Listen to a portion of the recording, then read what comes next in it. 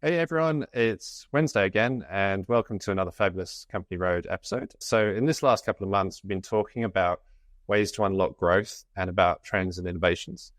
And we've talked a lot about AI and what the future holds within organizations and what you as entrepreneurs do or can do to navigate some of that change.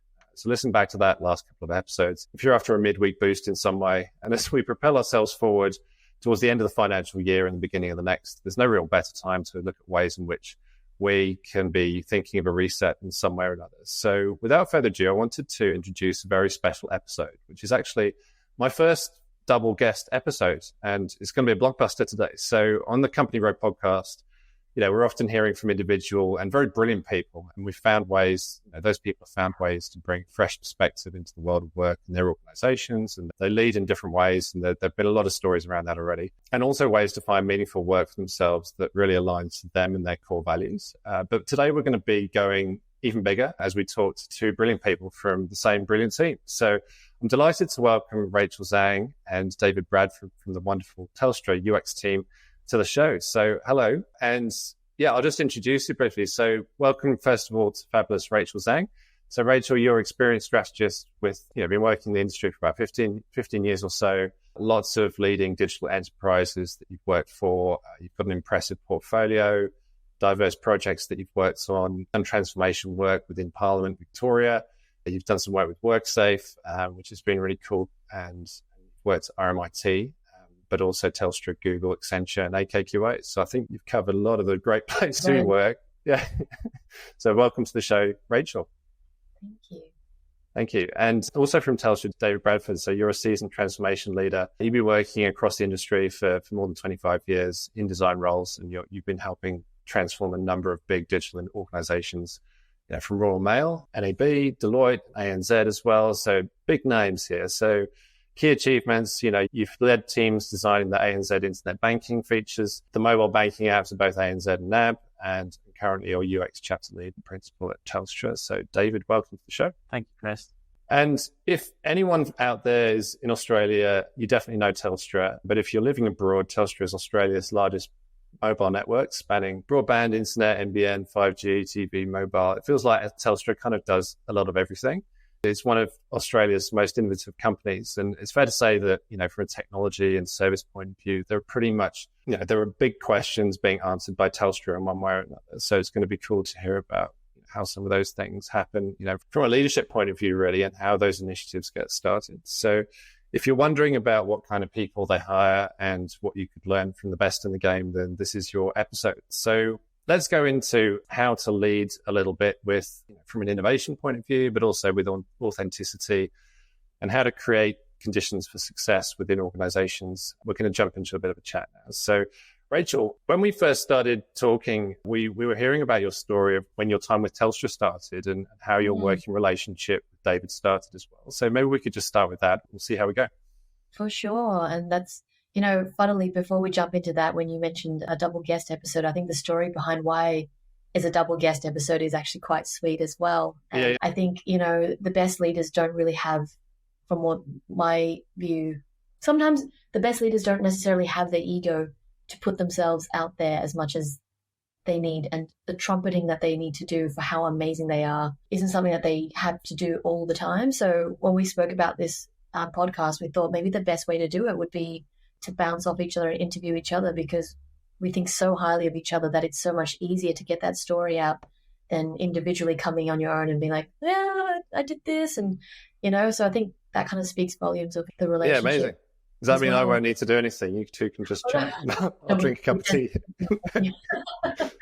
But yeah, my story, when we spoke last time, I mentioned that, I was going through actually a really difficult time where I just didn't know what I was going to be doing next. And I had it was like a crossroads of your ego fighting with your heart and what you wanted to do. And at that point, I think I was probably 34 and just thinking that I should be ahead of or something, or, I should be at director level, and I wanted all these high aspirations, and I ended up turning down an opportunity that didn't quite feel right to me. And I literally just didn't know who I was, because I think I just, you define so much of yourself by your job title sometimes. And at that point I was like, I'm just a big loser.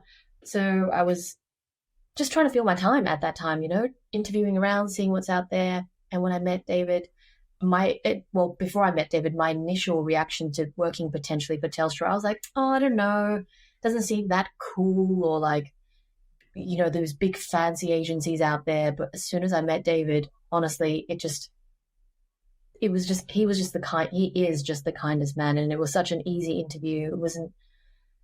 I just felt so accepted for who I was immediately and supported. And even in that interview, he was saying to me, hey, there's 2 great projects that are existing that I'm hiring for. I'd love to learn a bit more about your skills and just see which one would be the best suited for you and you would enjoy the most. And I was like, wow, I haven't even started working here yet. And this person is being so considerate to, what could help me shine. So it was a bit of a struggle at that time where I just thought my ego was like, no, you should go work somewhere cool. And then, but everything in my body and my heart was like, oh, that feels so nice to be so accepted. Let's just give it a try. So I wrestled with my ego for a bit. And even when I started, I remember thinking, oh, to be a senior designer, I thought I'd be better than, it was just all ego telling you that you should be doing more. And I think within week 1, David organized a big mirror board of more my career potential, because I'd shared with him that I was really struggling with that. And he heard that and he created a board to do like a SWOT analysis of my strengths, see what my interests are, where my gaps are that I could grow in, what I could learn, and all this learning content as well. So I've worked with the most amazing people. I've never had, a terrible manager or anything like that, but it just felt so good. And it turned out to be a long-term experiment, which I thought I was only going to be there for a month, but I'm still there almost 2 years now. And it's just wonderful. The people there are wonderful. David's consistently being that generous, kind, authentic, open to being one more person. Oh, amazing. What a great story, and what a great endorsement of you, David. And I don't know, maybe... Do you want me to talk to my side of that a little bit? I'd love to hear that. Yeah, I'd love to hear it. Yeah. I remember it must have been a Thursday and a Friday, because I know that I interviewed 3 amazing people in the 2 days leading up to the weekend, and then decided on the Monday. But many years ago, I used to work at Seek, and I worked on the candidate experience, and I really believe that the candidate experience should be a good one, whether they get the role or not, and that they should leave thinking well of our team and of Telstra and of our culture. So start the interview asking people to shut me up after 15 minutes, but I'm going to talk about the team, I'm going to talk about the culture, I'm going to talk about the organisation, I'm going to talk about why I'm still there with a smile on my face after nearly 5 years. So that's the start of the interview, and then it's not really an interview, is it, Rachel? I've already decided, because I've got excellent recruiters. They only give me the best candidates. It's really a chat to see if the role's right for you and to see if we work well together and stuff. And far from being a loser or whatever you call yourself, you are absolutely perfect for the team at that point in time. And for that massive piece of work, which was the multi-brand, the JB Hi-Fi app. So that's my side of the story there. No, it's great. It's great. And I was just thinking about that story. I mean, there are different schools of thought around leading interviews and running interviews. And it feels like it's hard to know, when there's a set and a very fixed way that, either an organization expects for that to happen, or that, a leader might have a certain way in which they want it to happen. Some people would say that, the version where the manager is basically kind of talking about themselves and the organization for the first 20 minutes is actually, it's kind of hard for the candidate sometimes, because they don't always, get the impression that they can put their own, put themselves forward. But, from the flip side, obviously it gives them plenty of time to settle in and actually understand the environment in which they're in at that moment, but also, the environment that they're thinking about going into from the job's point of view. So, yeah, I mean, it's great to hear that works out. Have you always run it that way? No, I started running tests, giving people tasks. I think I did that once, and the candidate didn't accept the role. But what's the quote around, you don't leave a organisation, you leave a leader.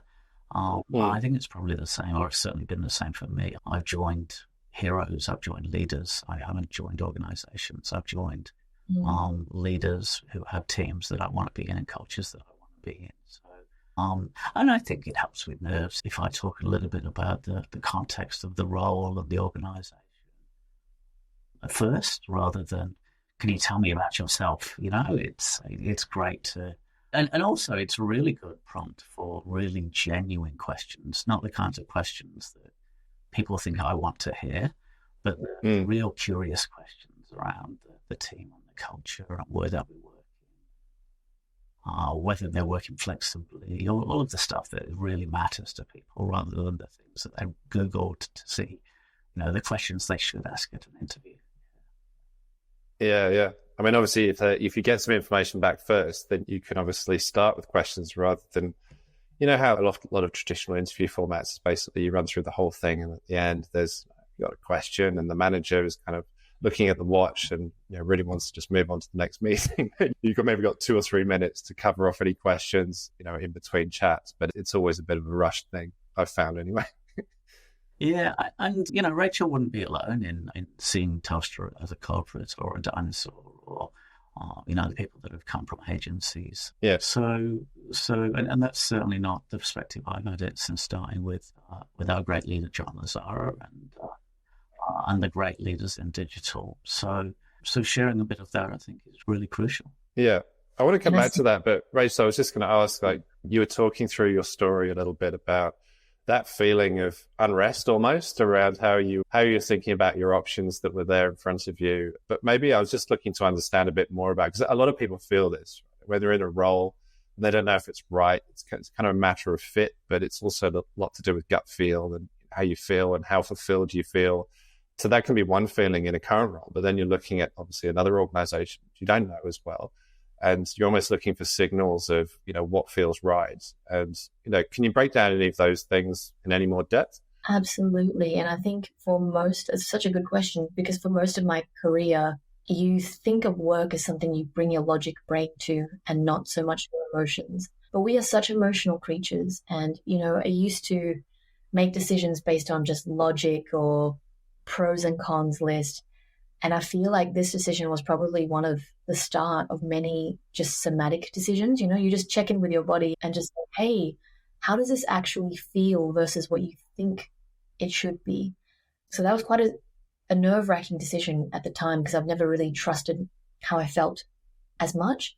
But it honestly just felt so safe. It felt so kind and supportive. And I feel like in a lot of interviews, people forget that you are also interviewing the company. You know, there's an energy that goes in with like, prove to us why you're good for this job and we'll give you the opportunity. But actually, you're giving 8 hours of your day, your energy, your time, your attention. You also need to interview that company to see if it's right for you. And I think what David did really well was he went in with that energy of, I know it sounds so woo-woo, but he went in with the energy of not, you need to prove something to me. It was very equal and very balanced of, hey, I'd love to know if you're right for this role. I'd love to know if you'd like this role. We'd love to have you on board. And it was just very peaceful and equal. You know, you didn't feel like you had to prove yourself. And that was just such, you know, for someone who's always been thinking, and I'm sure people are not alone, you know, imposter syndrome and not feeling good enough. It was such a relief to feel that in the body, that you didn't have to prove anything and someone trusted you to do a good job. And I've seen that just play out continuously as a consistent theme in the way David leads, is that he goes with trust first. And then I think that inspires respect and inspires loyalty and just brings about the best in you, I feel.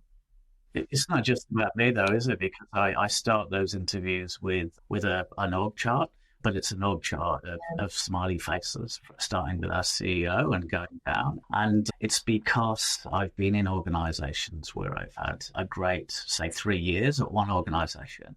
And then overnight, one of those local leaders at the level above me has changed. And the culture has changed overnight when that local leadership has changed.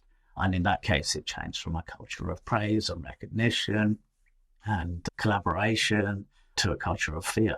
And so I try to get across that all of these local leaders that we have are absolutely terrific. They're first class in the game.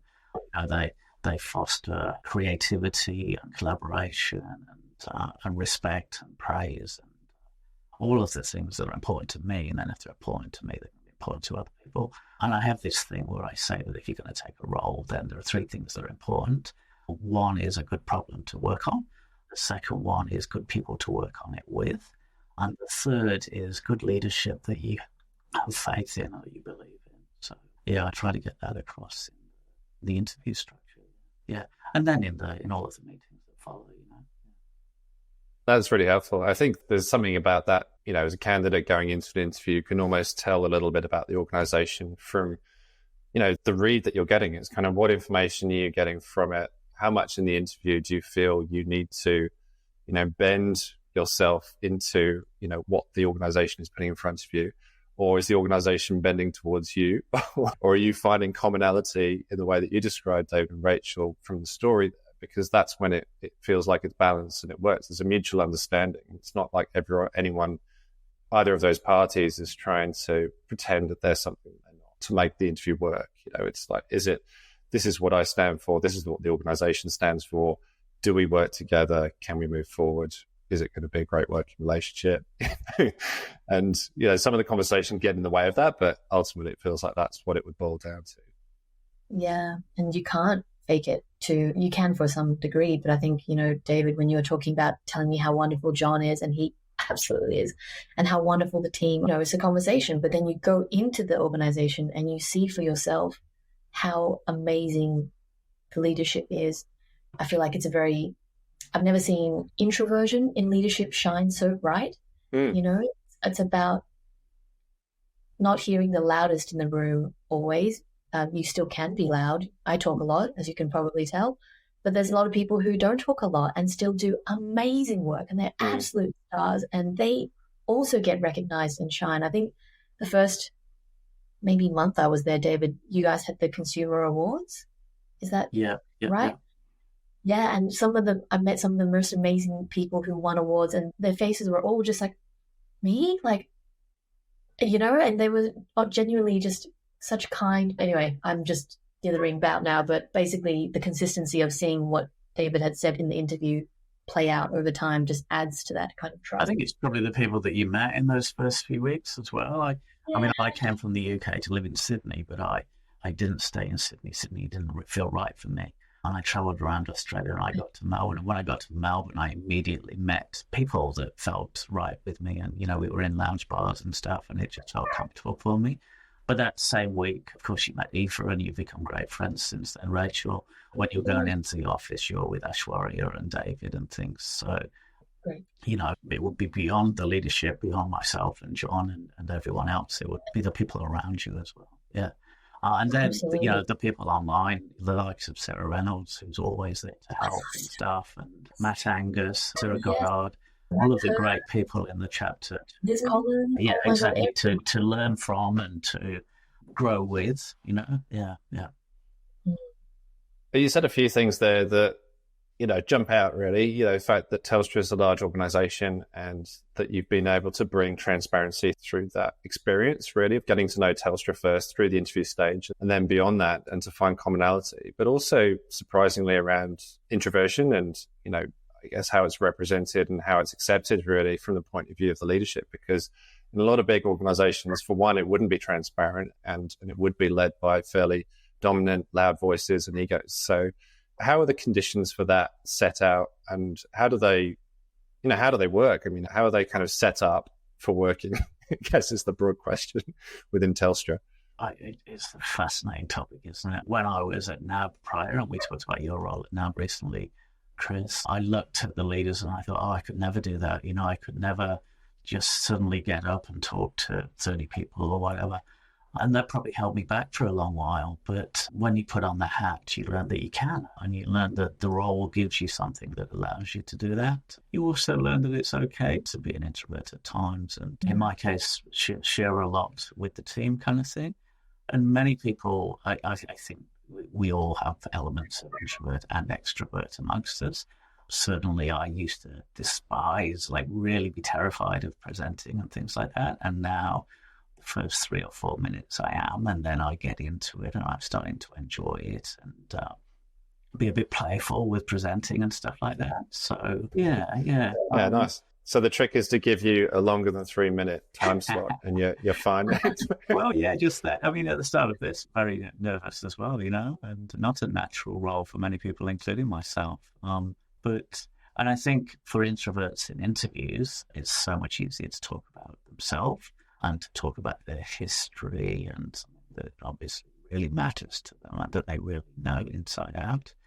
Yeah, and across the team, I'd say we do have many introverts. I think that was why we wanted Rachel in the team, to balance that. And then we talk about diversity as well. But those introverts are very great at collaborating. We don't have that one rock star in the team that's got the big ego and takes everything from everyone else, just sucks the light out of the room. So, everyone in the team is very supportive, and they've all got their different strengths, and they'll all lean in and support someone on that thing that they know better than someone else. And it can be someone who's only a few years into their career. For example, if they've been doing, the one that comes to mind is optimal workshop, the information architecture testing, something that we don't do very often, like you might do once a year. And so often the person that's done it most recently is the person with the best knowledge on that. I'm thinking of Ashwarya at the time, Rachel, leaning in and coaching people with a dozen years more experience. At that point in time, they're the person with the knowledge. Yeah. I mean, it's interesting, isn't it? There's kind of things that I guess, they become more natural the more you do them. And I'm wondering, obviously those team conditions are set out in a certain way. The leadership's going to have a huge role in setting that up. But the team members almost sort of fit into that in a way that feels comfortable. So it's quite organic from what you're describing. Have there been instances where, on the flip side of that, and I'm interested in, I guess, always the kind of the other side of the argument, but have there been occasions where you thought, well, okay, things aren't quite, feeling right, or, there've been personalities or discussions, like not even people, but just like discussions where things have gone, a little bit off center and you've had to sort of bring it back. And how have you managed to, I guess, smoothen some of those situations as those have come up? Yeah, well, we had big challenges when we started working remotely. We were all in the pub on a Friday night and we got a text saying, you're not going back into the office. And again, John Lazara, our leader, was on his phone arranging that whilst drinking his whiskey or whatever it was.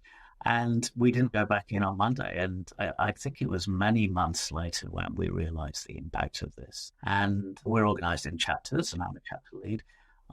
And I witnessed that other chapters were having a lot more banter, a lot more dialogue than ours. And, maybe we have too many introverts in the team. We went, and our chat was very admin related and very logistics related. So, yeah, so I got half a dozen of them into the office, and we spoke about this and spoke about how that could only come about organically. So I asked those half a dozen to support me in just bringing jokes and gifts and whatever it took into the conversation. And, a long running joke about me buying Range Rovers for Jeremy Reimuth and stuff, Rachel, and just the same birthday gift popping up time and time again from someone. And just these things that introduce that bit of banter and knowing each other, because we are all over the country. We're 49% in Sydney, 49% in Melbourne, and the rest all over the country in Noosa and Perth and places. So it's challenging too. And from your point of view, Rachel, how have you found it? I mean, I always find it banter. It can be healthy or it can be unhealthy. Have you found it? Have you found it's been all right so far? It's honestly, this is the most wholesome group of people I have ever met.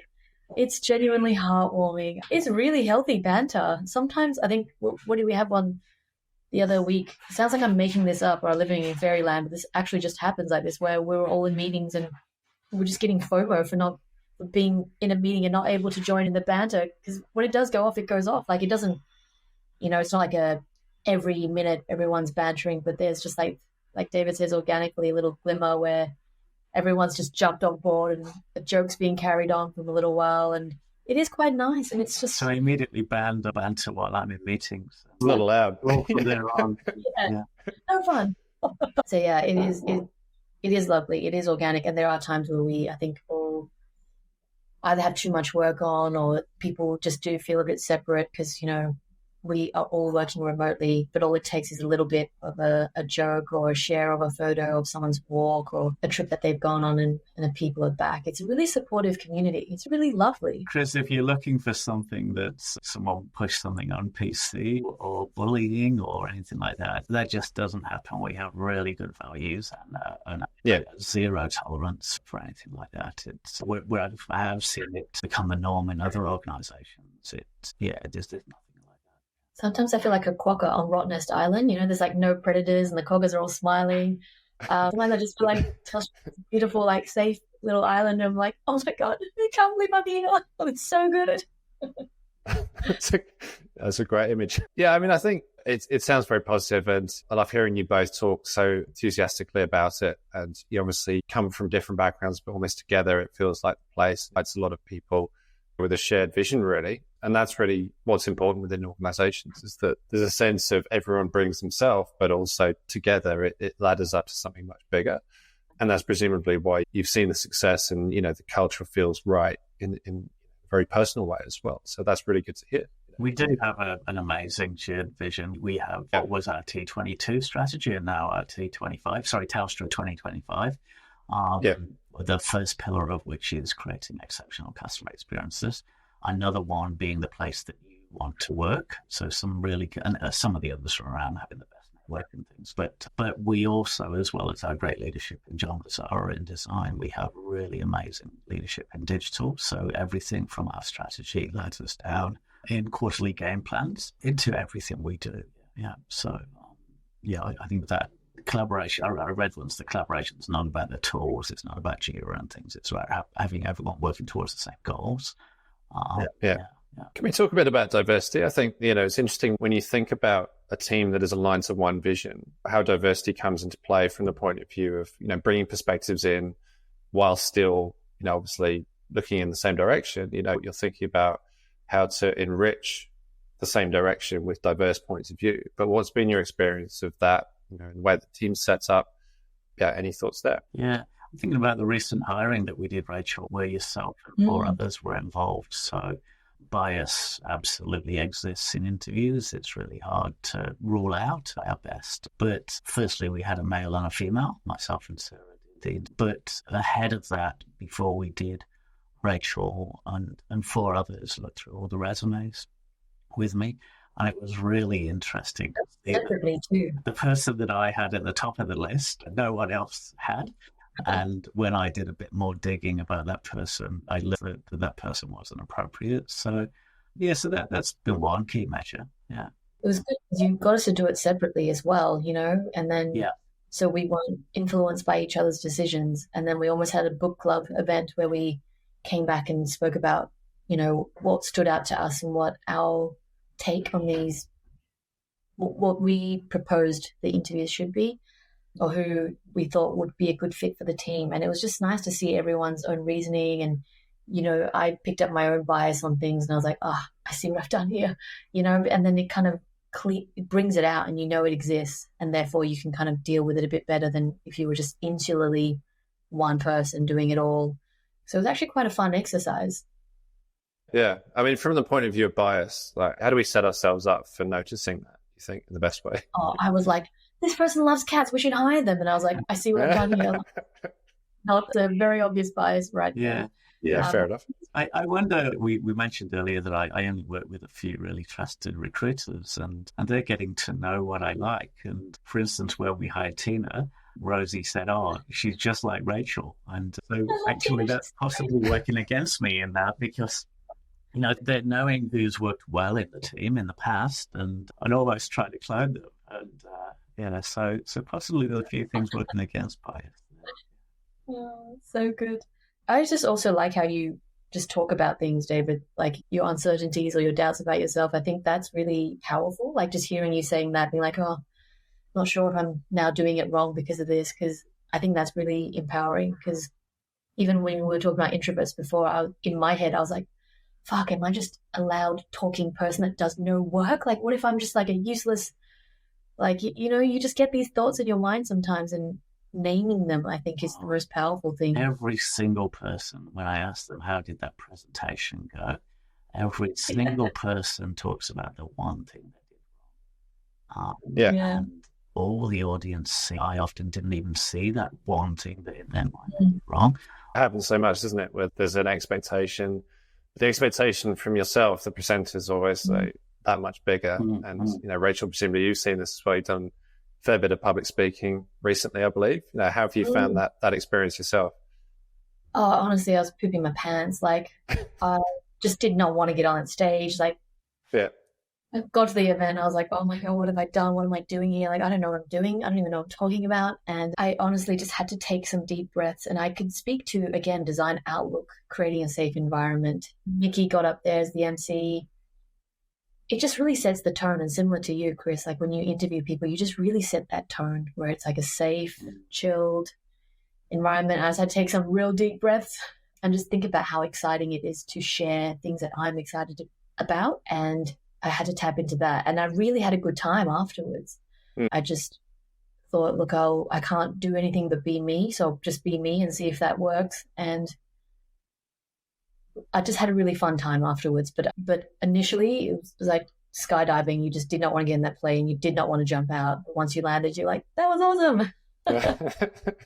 Yeah, it's interesting. I mean, I'm just thinking back to early days of, like, it was presentation training basically you went on. When I started out, it was in advertising marketing in London, and I remember the rehearsals that you would go through. Basically, if you're doing a presentation, if you were going to present, then you'd have to rehearse it in some way, and the feedback that you would get wouldn't be so much, like an area part of the presentation that in your manner they wouldn't be constructive in it, basically. They'd just tell you how to do it.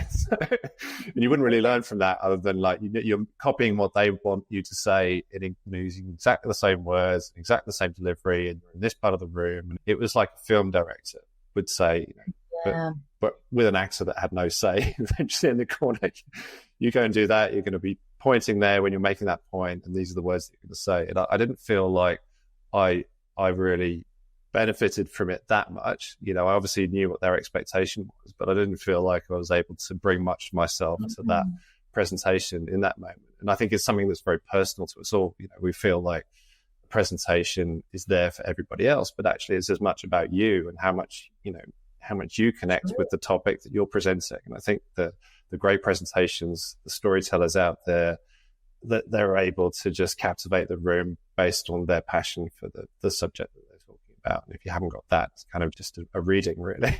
It's very different. And what? That's so true and so observant. And when you recount that story of not really being able to bring your individualism, I kind of just realized that in our team, David, no one tries to be anyone else. There's no one, like you said, being shone as like, oh, this is the shining example. And then everyone's either trying to be like this skill set or do this more or follow a template. Everyone's just very comfortable being themselves, and everyone understands what each other's skill sets are. And you're like, oh, that's amazing. Can you teach me how to do that? I want to learn how to do that because that's interesting to me. And you're focusing on the skills and trying to be who you're not. And I just realized how powerful that was too. I think about Fab, and when Fab joined the team 4 years ago, his perceived weakness was his presentation skills. English is a second language, Italian's his first language. He communicated well then, but over 3 years, he's practiced it, he's honed it to the stage now where he is an excellent storyteller. He speaks with crystal clarity. He really communicates well. And I think about a time when I told all of the team, I want you to spend less time preparing for presentations. And Fab, who's a bit of an introvert, leaned into the chat and said, no, David, I need to spend time. I need to practice. That's how I create my story and everything. And I thought that was absolutely wonderful, and praised it and encouraged it in the team for people to tell me when I'm wrong in that way. And now we use his presentations as an exemplar to others in terms of, when we're doing this type of presentation, here's what good looks like, kind of thing. And I think through that process, like if somebody's been through that process, it's almost easier to break down what's changed so that you can help other people benefit from that as a learning, really. Because if it's somebody that's like a brilliant presenter, they're just up on stage, they're just doing it off the cuff and they're just a natural, then it's almost harder to break down why it is that's so brilliant. But if you've got somebody that's actually worked at it and has really examined their technique and their delivery, nuance in their presentation, you can actually really pinpoint what it is that made that good, and that can be helpful to other people too. You've just reminded me, we've been saying that Fab and I, that we're going to talk about how we've overcome our fears, and in presentation we need to get that back on the agenda. Yeah. Let's do it. Nice. One of the things as you were talking was just popped into my head was really, I mean, Telstra sounds great from the point of view of embracing everyone's own talent, really. And, you know, coming into an organization that's in a sense all you want. You've got the opportunity to shine. You can bring yourself and your whole self to work, and all the things that we've been about in relation to authenticity and transparency. But I think in some other cases, there would be organizations where you come in, you feel like you're almost joining like a year or two too late, and that the time for that organization has been, and that kind of essence of what the way is that everyone is sort of following has kind of been forged like a little while ago. And, you know, there was the way that the team ran it, and that's still carrying through, but you haven't felt part of that in its growth. So you don't feel like how you connect to it. So I'm just wondering, from the point of view of working with other organizations where the way has been quite set and you've felt like it's taken more effort from your part maybe to fit in, are there any other stories from that point of view that you want to share? I didn't realize, but actually the last organisation I was at, that would have been the case.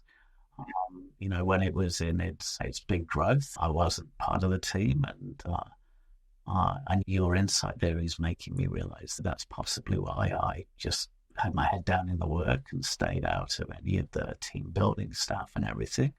And at the time I thought, no, if I'm doing the work, that's good. But it certainly wasn't good for me. You know, I wasn't feeling a part of the team. I wasn't feeling like I belonged, which didn't work for me, didn't work for the team. And of course, those are the people that renew your contracts. I mean, I left at my own accord, but now I'm learning that there are two axes that are really important. One is your squad engagement and everything that you do on the work that you're doing, and that's where I was putting in all of my effort. But there's also, in our organisation, it's your chapter engagement, but it's your engagement with the team and everything, and I think both are absolutely critical. And you know, the more you put in, the more you get out. So the more to building the team and being a part of the culture back. And at the start, Rachel, you talked around that Miro, that growth chart and the canvas. I didn't put it together for you. I apologize if I made you think that I had, but I put it together for everyone. But as an example, a number of the contractors in my team were really surprised that I would spend time with them thinking about their growth and their aspirations, weaknesses and their strengths, where they should focus their training. And indeed, we have a monthly, in fact, today is our personal development day for the month, and all of the contractors are included in that. So with that, including them and bringing them in, you know, it's not all one way. You get a lot more out of that from people feeling like they belong, and from not treating people differently depending on the logistics of the payment structure, you know. And occasionally we have to, that there's no way around it. But in most instances, just making everyone feel the same and not feel like there's an in crowd and a contractor crowd. I don't know how you felt about that, Rachel. Oh, no, not at all. And I definitely know you didn't make that board just for me. I just couldn't believe you put one together for me, because I was a contractor. I am a contractor. And that was week 2 of my contract. And I was like, you know, normally you kind of have, the pattern might be you chase your manager and they might put in a yearly review at some point. But, you know, you heard in the interview that I was like, oh, I'm struggling. I don't know if I'm just like an idiot. And you were like, here's a structure you could possibly follow to understand where you want to go to next. And it was just super it helps so much. I mean, if you think about the two Sarahs in our team, one of them would like to be a people leader and the other one would like nothing less than being a people leader. And others, such as yourself or Sachita, listed her aspiration was to do a TED Talk. So, you know, then I can immediately put in place stepping stones towards building up that confidence and building that storytelling and everything. And in the case of the Sarahs, I know immediately when I go on holiday which one to leave in command, which one not to. You know, so it helps me as well, you know, finding those opportunities, little steps in the right direction to that aspiration. Yeah, I like that. No, I was just going to say, from a leader's point of view, by knowing your team at that deeper level, you're able to obviously see the landscape of passion areas, but also skill sets that you've got to work with. And it may be that can create a more, comfortable, but obviously nuanced version of what the team role allocation looks like in one way or another. So it's not just by role, but it means there's less voluntelling. Is that what the word, voluntelling? It means there's less nominating someone to do something because you know more about the team, and you can say, hey, is this something you're interested in? Or getting volunteers. For example, Rachel, I know you and Suchita and Sweta all got involved in the Diwali celebrations and things. And and knowing that was something that they would actively want to do rather than having to do. How about you, Rachel? I was going to ask you, similar question to before with, the organisation and the way that it is. Have you found in the past that there have been signals of it not being right? And have you had to kind of call that out and then take action in some way? Totally. And I think, it's not even about if something has been well developed. It could be somewhere that is kind of brand new as well and building a team, and you still feel like you've joined too late. And I think it comes down to that level of agency you get given and contribution. Because, you want to make things better and you say things like, oh, hey, I think this is not working, let's try this. And it's not being heard and nothing's being changed and you're just being told to continually do the same thing. I think just tends to wear people out, and then you feel like nothing's going to get better, and then you eventually have to leave. And I think what those kind of situations have taught me is that it always comes from the top. So I think that's why it's so important to find what leadership is looking like, as it all trickles down. And fighting upstream sometimes can just be like a time bomb, really. You just fight till you just then get tired. And just going on what we spoke about before about individualism, I think it's about being like that. And I'm stealing this from Android because they say better together, but it's really celebrating your individual as a human, not as a resource for Telstra. It's like, what does this person want? And like David said, Suchita wants to do a TED Talk, so David will find opportunities for people to do things that will get them where they want to be, even if it's outside of Telstra. And I think that's a really powerful thing. And we've spoken about it before as well, where, I've just decided to start writing rambling stuff on LinkedIn, and David supported that. And I feel like, a lot of companies where you're building a personal brand might see that as a threat or doing work that's not your work. But instead he was like, hey, you really obviously have a passion for this. Do you want to teach or share some of these learnings with the internal team and do a little presentation? And I was like, yeah, I'd fucking love to do that. And, if it helps people, then that would be awesome too. So it's almost like finding out what that person likes, supporting them, celebrating them, and then sharing it with people. And I even said to David, hey, do you mind if I do a 4-day week? I might have some other personal projects I'm interested in. And he was like, go for it. As long as it doesn't interfere with your work, you keep it within contained time, you're transparent of when you're doing it, go for it, and that kind of freedom and trust to be who you are and explore things outside of just Telstra is really powerful too, because then you show up better. Yeah, we talk a lot about burnout and the inverse of that, which I think is more important, which is bore out. And so, Rachel had a period where the work has been more visual design, more the UI design than the UX. And we all need something.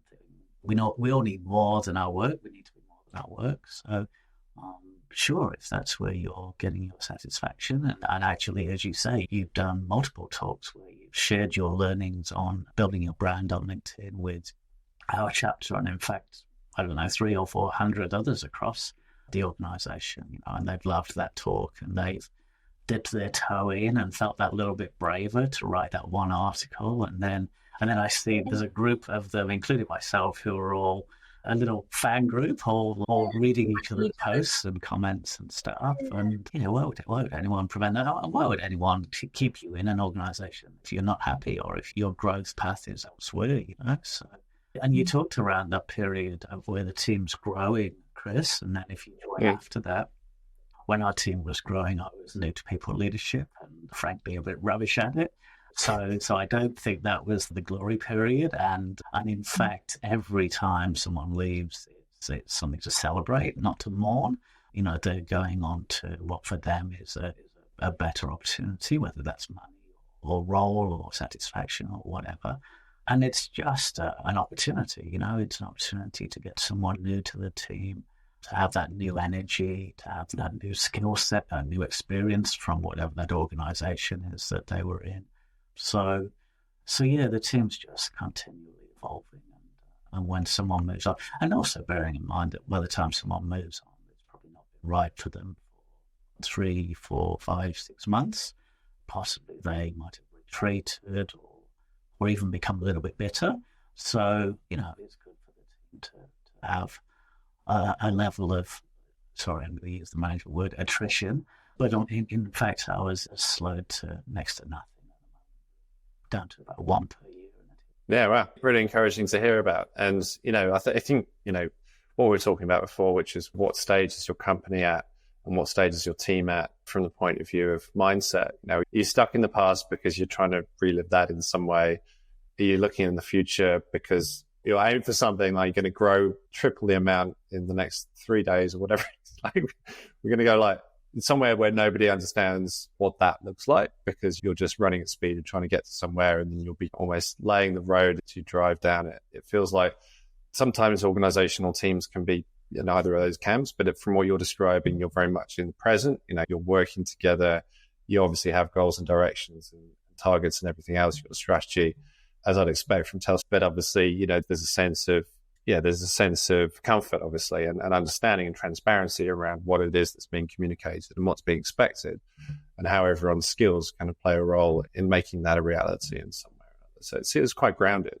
Yeah, I almost wish you hadn't asked, because we launched our new app in 2021 in COVID. Yeah, 1.8 stars in the App Store, and we've risen it with a dozen features a month. We've risen it to 4 stars now, and we've hit all of our targets for that. And for me, the glory days of chasing that have passed, and we're in for me, a little bit of a lull at the moment, waiting for the next big challenge, whilst we're focused on our big stuff in sales.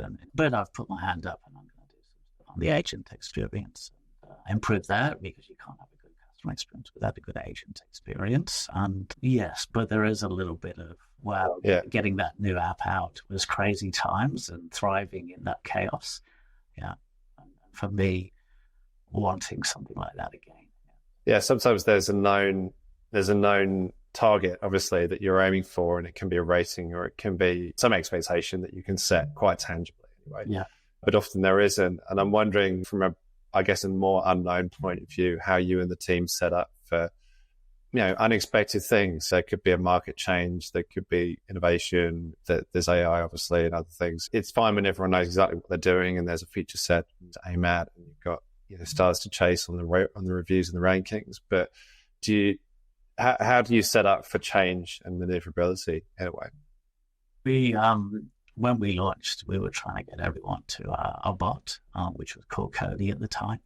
And it wasn't up to it, and customers reacted terribly to it. And so we had to pivot and change that quite dramatically. Yeah. So that would be an example where something's not gone to plan. And in fact, we've introduced different bots behind it now, and a lot more data to drive it and everything. But I think other organizations were playing with bots at that time. And of course, we had to close down our contact centers in the Philippines and elsewhere at the time. So yeah, really challenging time. And of course, people couldn't go into our stores during COVID as well. So our app was really, it was a double-edged sword. It drove people to our app, but perhaps we weren't quite ready. And in fact, we celebrated 100 releases of our app just last week with cupcakes and things. And one of the things that I remembered there was how when we first launched, it was very much MVP. And a lot of things were just link outs to web page and then spinning wheels while we waited to go to those kind of thing. And really, all praise to our digital team and the fact that we've gone back to those and we've built them as native. So yeah, it's really improved.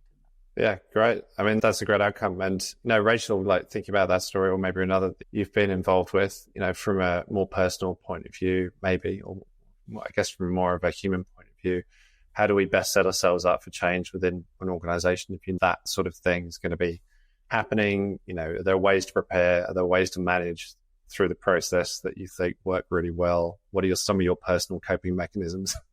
Oh, personal, yeah. I was going to say, yeah, even at Telstra, even when we know what we're doing, it's still such a big company. Like, there's so much history, there's so much legacy. You almost need like a good bunch of people who are willing to talk and figure out stuff, because we're still trying to figure out, who has done this or where's that been, and it's not always like a smooth sailing, even when you've got a coherent team. And I think for me, personal stories of setting yourself up, I really do think that there's no difficult projects, just difficult people. And I don't mean that in like good, bad people way, but like sometimes if you're set up with respect and something gets thrown in the spanner, and I think we had a multi-brand moment last year where everyone just needed to band together, because we realized that because Telstra was rebranding, that was going to affect the design system that we were using, because it was meant to be based off of that, and the implications of that were going to be huge. So there was already quite a good core team that everyone just kind of almost rang the alarm and were like, hey, everyone meet in the town square. And, we appointed people to make the decisions, to kind of respond quickly, and then people were tasked to be like, okay, then you take this action. We go ahead and do that. But yeah, I really think the attitude sometimes makes those big rug pull out moments a lot easier to handle than if you felt like you were going to be a failure if something went wrong. And just having that security to be like, cool, we're all in this together, we're all just scratching our heads and we're going to figure this out, tends to make these spanners in the works a little bit easier to deal with, process wise. Yeah. I think also, from what you're saying, in the normal situation, everyone's seemed quite happy, they're feeling quite fulfilled. Attrition, as you say, David, is pretty low. It feels like the team morale is good. So if you're if you're coming from a good starting point into one of those situations, and there's a headwind or a crosswind or whatever you want to call it, there's something that's going down, and you've basically got to get team into the town square to try and fix it. Then if people are already in that happy state coming into that, then that's gonna say something for how that situation is handled. If they're in a position of stress and everyone is, I want to talk about mental health a little bit, but if they're from the point of view of feeling a bit more vulnerable, feeling a bit more fragile, not as grounded in the work environment, feeling comfortable with it, then going to a situation like that can be really confronting and actually quite bewildering and just a little bit hard to manage. So it can be that happens. And if the whole team, there might be team members obviously that are still feeling a little bit like that. But I think if the team is together, then the culture of positivity can shine through, and you can get that sense of pragmatism and the can-do attitude that you wouldn't otherwise get. There's a recognition that not everyone's at 100% every day as well. And, that we have that bad Tuesday or that bad March where something's going on in our broader life. And, for this little period, we need to just, step down a gear kind of thing and keep the lights on. And then come back stronger afterwards. Yeah. Tell me about that. Is an individual or a team is not at 100% and you're okay with that? How do you kind of observe it? How do you manage it? How do you respond to it? Well, I talked around, one of the great things as a leader is seeing that everyone feels that when they come out of a presentation, they're focused on that one thing that they did wrong. But the other great thing as a leader is seeing that pretty much everyone in the team has got some kind of thing going on in their personal life at any one time. So there's one who's dealing with something with family or like you say, some well-being issue, maybe the pet's just passed away or something like that. And, at any one time, there's always someone who's not at 100%, not even at 80%. So that person is really struggling for this period. For that time being, all you need to do is support that person, and everyone in the squad needs to rally around them. In fact, we've got a case at the moment where everyone in the squad is doing a terrific job of seeing where they can pick up that person's work while that person takes off a few days. So that recognition that we're not all at 100%. And sometimes as well, like, when you have your one-on-ones, David might be like, do you need me to help or do you just need to vent? And there's that safe space just to be like, and just let out some steam. And then, there's no judgment, that it's just frustrations, because people get frustrated and shit does happen. So it's kind of that healthy balance as well of you don't have everything to be positive all the time. I always thought that you couldn't come to your manager with problems. You had to come to your manager. And in fact, someone said that to me just recently. I don't think so at all. I think letting off steam with your manager is absolutely fantastic. Talking about it out loud helps you to come to the solution. We have something, let me think if I can remember it. We have something called GROW, where G is goal. What's your goal? What are you trying to achieve? R is what's the reality? What's actually going on? The O is your options. And so we try and get the person to come up with their own options rather than me giving them. And then the W is what next? What are we going to do now, kind of thing. And that reality, what's the reality? Well, this person's not engaged. That's not all right. We've got this barrier here. Venting about that, because otherwise I wouldn't know. I wouldn't know what the reality is, and I would come up with some option that is in fantasy land. So yeah, I think it's so good. And I won't tell you which one of the team, but one of the team had the most wonderful vent, and profanity after profanity coming from their mouth about someone, and then use the weekend, and we talk about emotions being like a wave. So you can react in one of three ways. You can try and push against the wave, and that's never going to work. You can go with the wave, or you can just duck under and let the wave roll over you, kind of thing, and then choose how you're going to react to that emotion after a little bit of time has passed.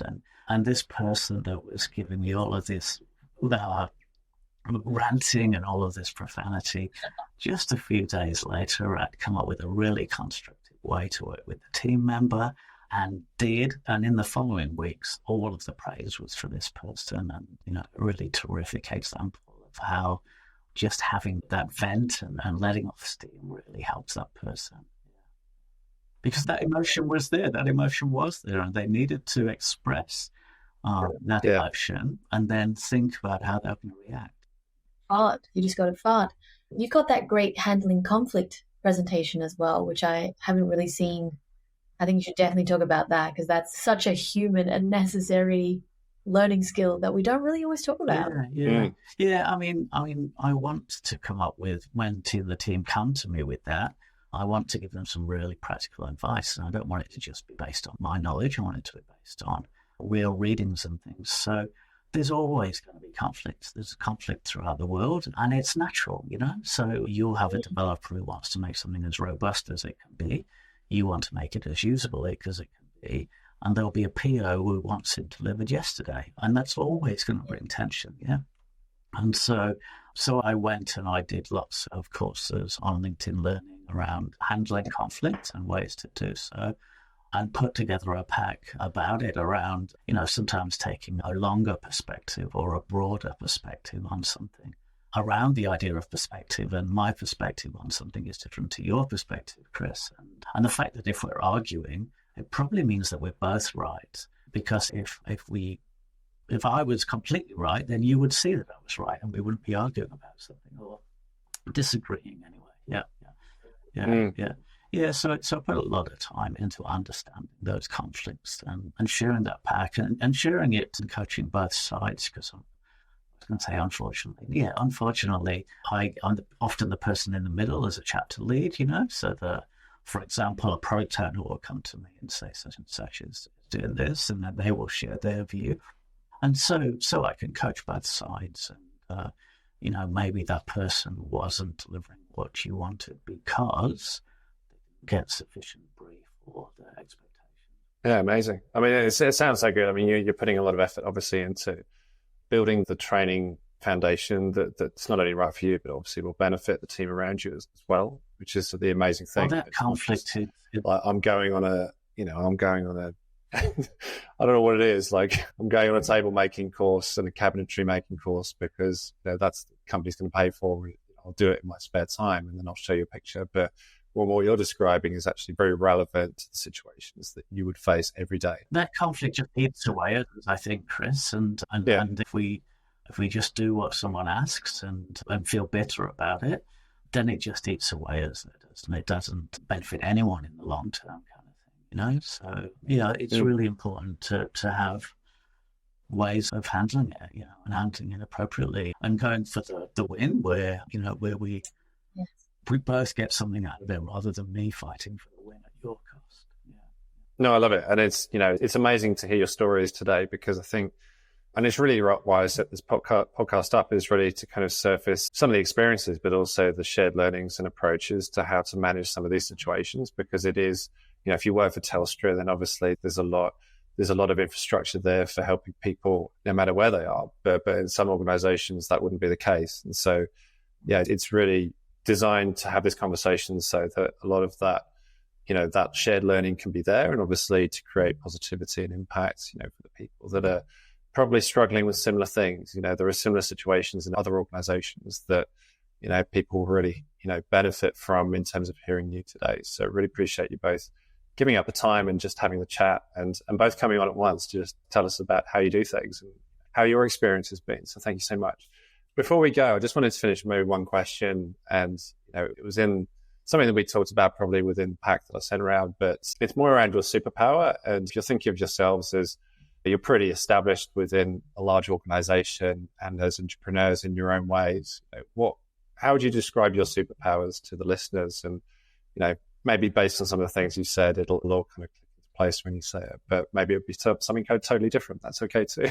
But Rachel, maybe we start with you. Oh, my superpower, I feel like it's just making jokes. Sometimes I feel like there's some sort of spirit channeling through me, and jokes just come out that take me by surprise and I find them funny.